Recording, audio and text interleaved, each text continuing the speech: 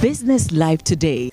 In our first story tonight, total daily crude production from Ghana's oil fields could reach more than 200,000 barrels by December. This is because lead operator of the Sankofa Ginyame project, ENI, is now looking at increasing daily production from the field to 55,000 barrels by December. George Afe was on the John Ajikumku-4 FPSO for first oil commissioning and has the rest of the story. It will take you about 30 minutes to fly from the Air Force Base in Takoradi in the western region onto the John Ajikumku-4 FPSO. The vessel can be described as having the size of 5 football pitches put together and has a storage capacity of 1.7 million barrels. It can process about 80,000 barrels of crude a day and has a facility on board to extract and process crude oil as well as gas from the seabed. Managers are currently working with 2 oil wells and are planning to increase that to 8, which will help increase the daily production to about 55,000 barrels a day. My experience on the vessel showed a state-of-the-art infrastructure that will ensure that the operators get more oil and gas from the field. Group Chief Executive of ENI, Claudio Descasi, says they've learned lessons from challenges experienced by lead operators on the Jubilee and 10 fields to ensure that they don't experience the same fate. We put in place a really huge project. Until now, we had 18 million man-hours for the development construction, plus 8 million man-hours for the management. So the project accounts for more than 26 million hours. And when you look at the LTI, that is the HSE parameter, is very important parameter because it's the incident rate. The incident rate per million of hours worked for Sankofa is 0. So you can imagine a project that has a record man hour, 26 million hours without one incident. The LTI is 0, and that is one answer. When there is efficiency in HEC, means that there is efficiency in the operations, and that is a must. And also how the project has been conceived and practically 0 flaring is also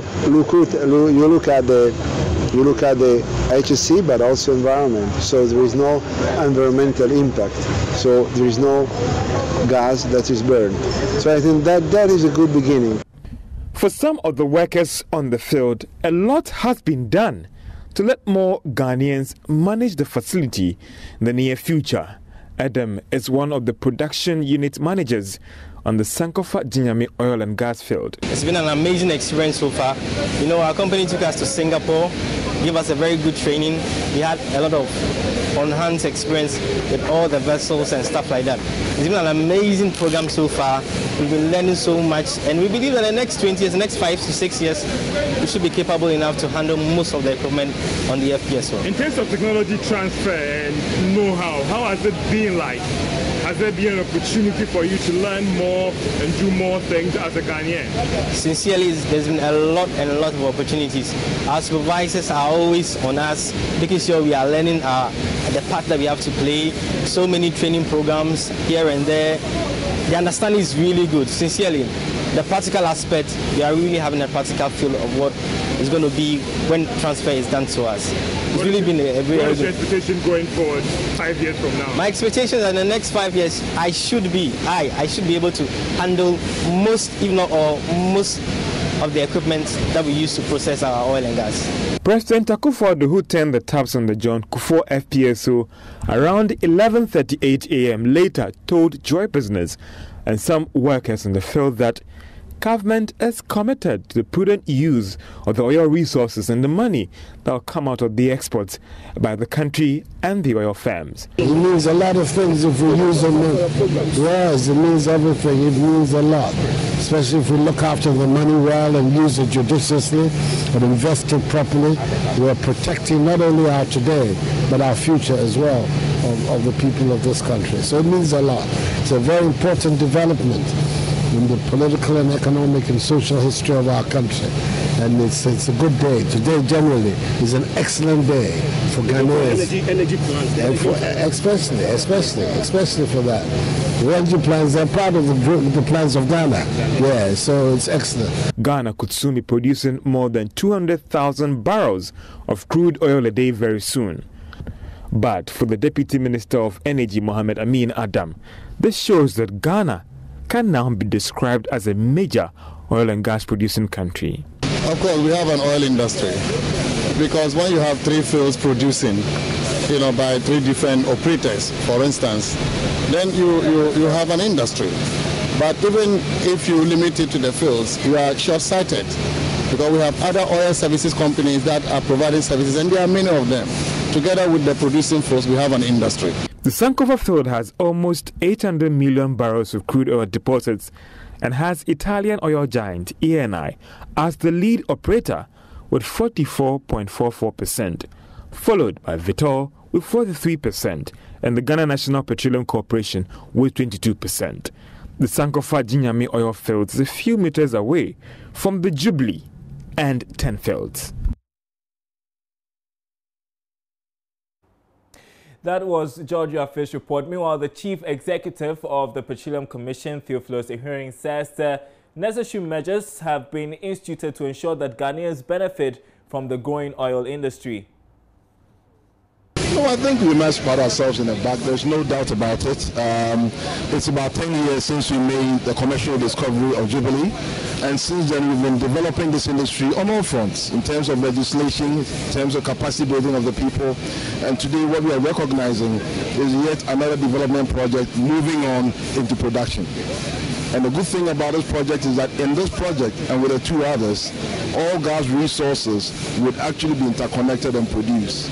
This doesn't happen that very often in sub-Saharan Africa, and I guess it is good news for the industry. The concern is about as we expand, are we also expanding that local content to ensure that indigents are getting the expertise to manage the facility?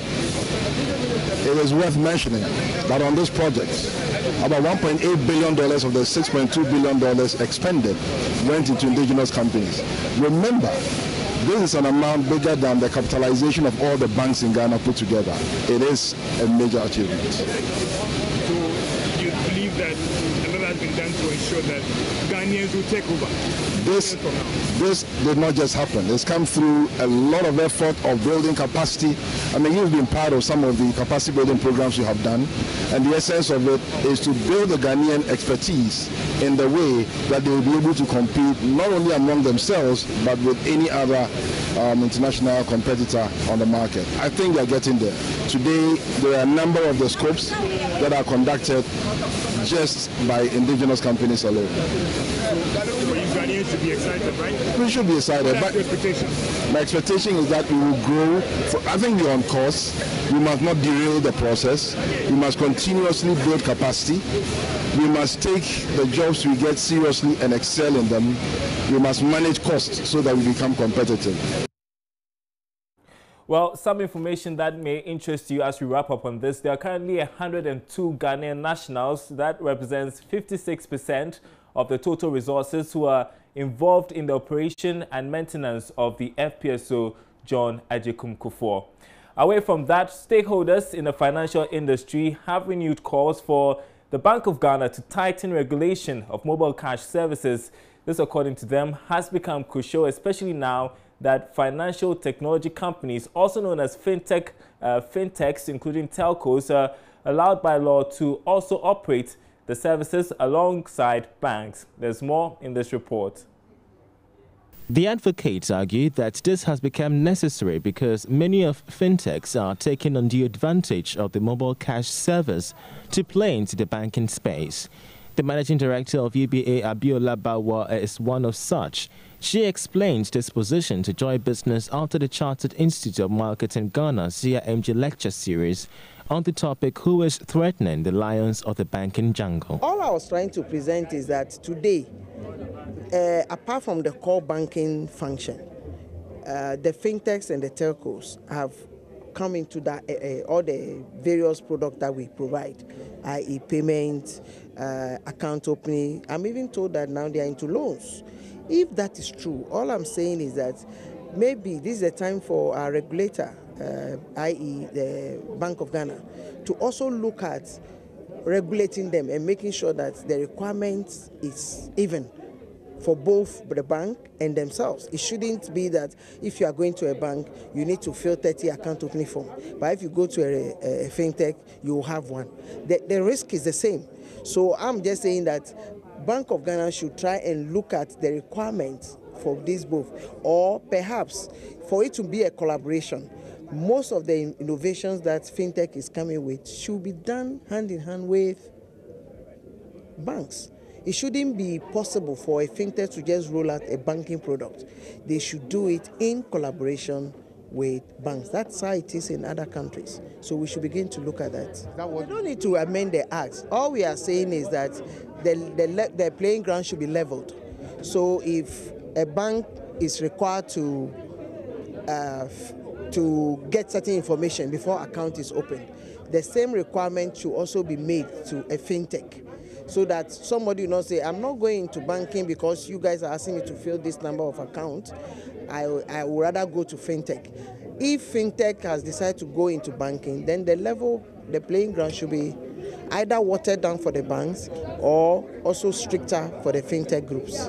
The Vice President of the CIMG, Daniel Kesati, also says the central bank must embrace technology in tightening regulations. Yes, regulation is good because we are dealing with people's monies here.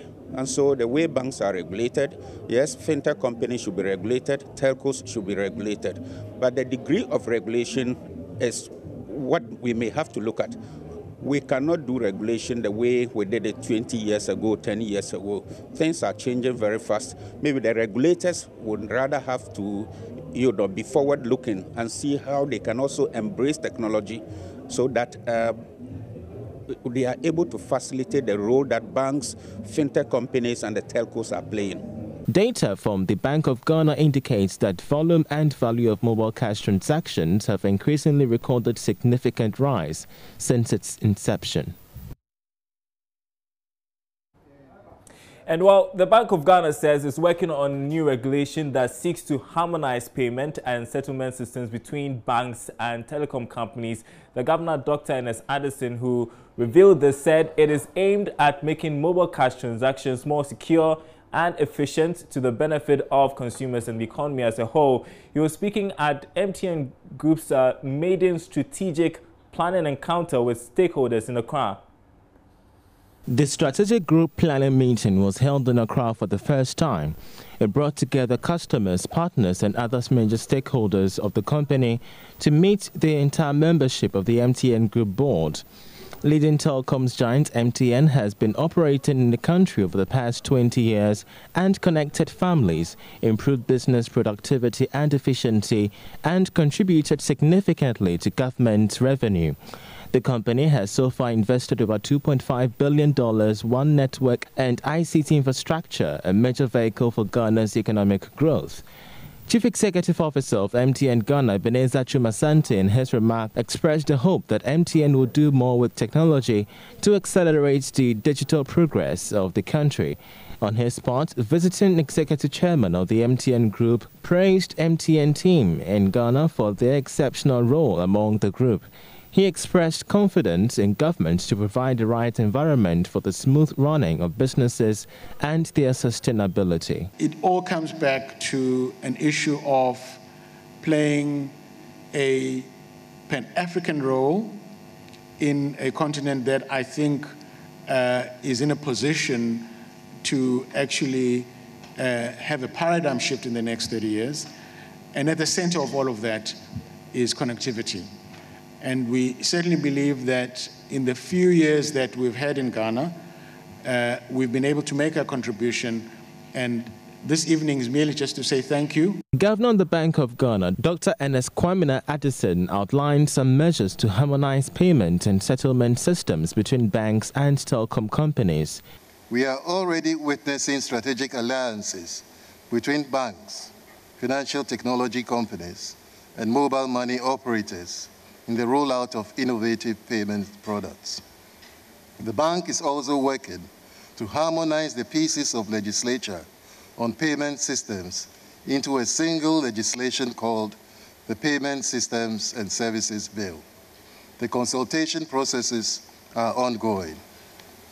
Last but not the least, the bank has recently established the Payment System Council with the objective to drive the process for the orderly development of the payment system to increase access to financial services. The board chairman of MTN Ghana was happy with the company's performance in Ghana and its contribution to national development. Under the leadership of Ebenezer Asante, our CEO, MTN Ghana has made such tremendous progress in growing the business in both voice and data, and as a good corporate citizen, also the biggest taxpayer. And I understand last year we paid 1.1 billion cedis in taxes and other charges to the government of Ghana. I think we need 20 of MTNs, and we will not go to China.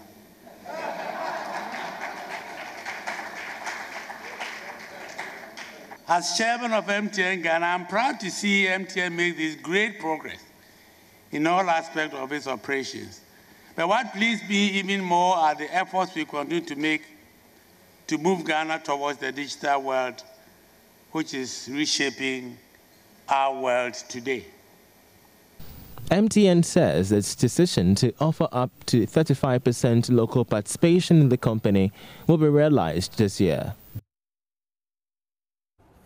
Well, in other news tonight, Vodafone Ghana is partnering with app developers in the country to fast-track the growth of the local tech industry. The initiative, which is geared towards infrastructure sharing, is expected to create an avenue for tech startups and app developers. Speaking on JoyNews' Business Leadership Program, the Executive Lounge, CEO of Vodafone Ghana, Yolanda Cuba, explains the importance of incorporating local developers into telecom giants' agenda. What we've looked at technology as previously is around automation. Take a manual process and then just automate it. That's how we've looked at technology for a long time. Now we're actually looking at it and saying, how can the intelligence in technology actually leapfrog us forward? There are many applications for that to happen. It happens in financial services, it happens in manufacturing, it happens in telecoms. So as I said, we use some of our own solutions. What does then that generate? It generates new areas of revenue generation. Let's say 10 years ago, the US didn't even know that you can actually get as much money as they do from Google today or from Facebook today. And that's all new. That's all new revenue sources, new capabilities that we're actually building across. And in Ghana, we're no different. When you actually start looking deeper into Ghana, you look at some of the app developers in the country. There's so many of them. There are so many of them. We're starting to use them because obviously now we're specifically looking at those individuals and saying, how do we embed some of their solutions in what we do so that their businesses can also be sustainable? We're opening up what we call APIs. So we actually open up our own infrastructure for third parties to actually connect to them so that they can generate new revenues for themselves so that they can actually have a sustainable future as well. What does that do? It actually creates a new ecosystem within the country where we're able to actually attract new skills as well. So don't miss the Executive Lounge this weekend on this channel. It's showing at 6 p.m. on Saturday and repeat at 8 a.m. on Sunday. Moving on to something very exciting. Banks are finalizing preparations for the Joy Business, Joy Sports Special Invitational Tournament. The multi-sport event comes off on Saturday, that's tomorrow, at the University of Ghana Athletics Oval as part of activities to mark this year's edition of the Ghana Banking Awards. Today's Special Friday feature looks at how the various teams are ready for the event. The sporting event, powered by Joy Business and Joy Sports, will see various financial institutions compete one another in the areas such as football, athletics, volleyball and table tennis, among others. Telecommunications giant Vodafone is for the third consecutive time on board as the main sponsor of the event. Ebenezer Mankwa is Corporate Relations Manager, and he says his outfit has the benefits from the partnership cannot be overemphasized. So this is like the third year we are sponsoring the Banking Awards. And for us, I think Vodafone has always been making the point that it's essential that for Ghana to grow, the telecommunications services sector should partner with the banking sector in terms of promotion of growth, enhancing services, customer experience, and digital platforms. You know, telecommunications companies have the technology, and the banking sector needs that technology to propel how it enhances its customer service relationships and how it grows its industry. Clifton Homes, one of Ghana's fastest growing real estate entities, is also an award category sponsor. Frank Buampondanso is the head of marketing. We're coming with a team that has trained since we started sponsoring, since we got the information we could sponsor. So we are really ready to take on whoever is coming. Defending champions of last year's football competition, First Atlantic Bank, have already fired a warning to other competitors. Ashu, ashu, ashu, ashu, shu, shu, Peru. Shu Peru, shu Peru, Shu Peru. Hey! Hey! We are First Atlantic Bank. Atlantic Stars. Yes. Yeah, no. We won the maiden edition. Thank you. We did not talk much. Kasa. Last year we told them. Kasa. Too much talk, no, they fill basket. Thank you. Yes, we do our talking on the field. Yes, we so. Look, when you have the likes of the likes of Clifford, Caris, Samuel, yes. Look, we have nothing to fear, and we have nothing to prove. Do we have anything to prove? We have nothing to prove. We have nothing to prove. Yes. They have something to prove. Yes. We are just waiting for them. They should just bring it on, and we'll teach them a little lesson. Hey! Well, if you have some time on your hands Saturday morning, you can make your way to the Athletics Oval. Of course, you can get to catch Team Joy Business in action. Emmanuel Bajiriaf will be keeping the goalposts for the football competition. It's going to be really exciting. Well, I want to take a look at how the stocks have fared this week. Joining us on the line, Asea Kotia, stock market analyst, with a roundup of what has been taking place the whole of this week. Good evening to you. What's the latest? Good evening. This week ended also on a positive note. Today we had 4 price appreciations. That is Bob, Well, HFC, and Standard Chartered Bank. With Standard Chartered Bank recording the highest gain today of 31 pesos. However, Total Ghana dominated trading for the week, recording about 31% of total trade volumes for the week, equivalent of 210,000 cedis and value. Nonetheless, total trade volume and value compared to the previous week dipped quite significantly by 62%, that's in trade volumes, and 91% in trade values. All right, Asea Kotia there with the roundup of what's been taking place on the stock markets. Now, moving on to our interview of the day, and branch manager at MTN Ghana, Likpodo, says he believes telcos have not gone beyond their mandate in offering financial services. He was reacting to some views that telcos are gradually venturing into traditional banking services. He's been sharing his thoughts with Joy Business.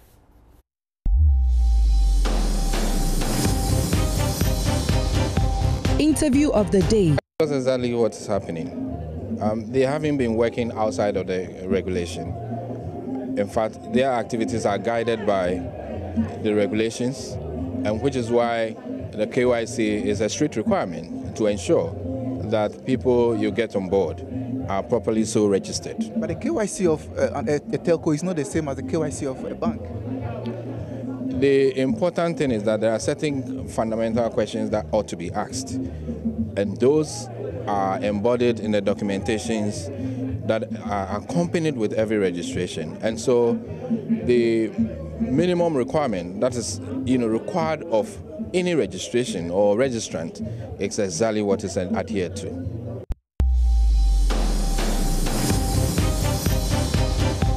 Interview of the day.